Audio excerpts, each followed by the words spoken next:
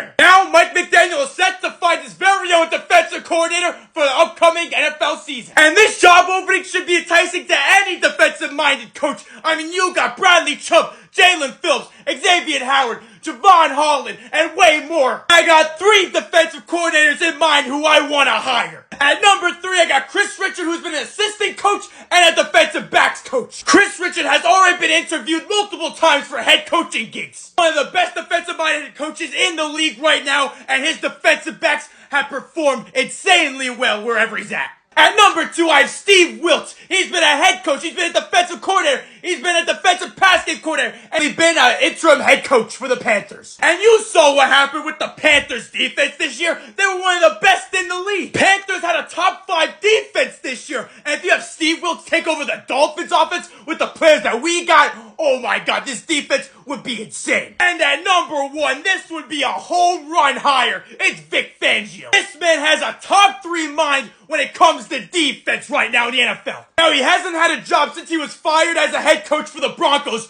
but this man's defensive mind is off the charts. When Fangio was coaching the Broncos, their defense was absolutely insane. They carried their team the entire season. They had nowhere near the talent that the Dolphins have on defense right now. And he does have connections with Bradley Chubb, so there's a chance I could see him coming to Miami. And if he comes to Miami next year, automatic top 3 defense in the NFL. He's an amazing defensive-minded coach. Let me know who you want to see as the next Dolphins defensive coordinator. Feds up!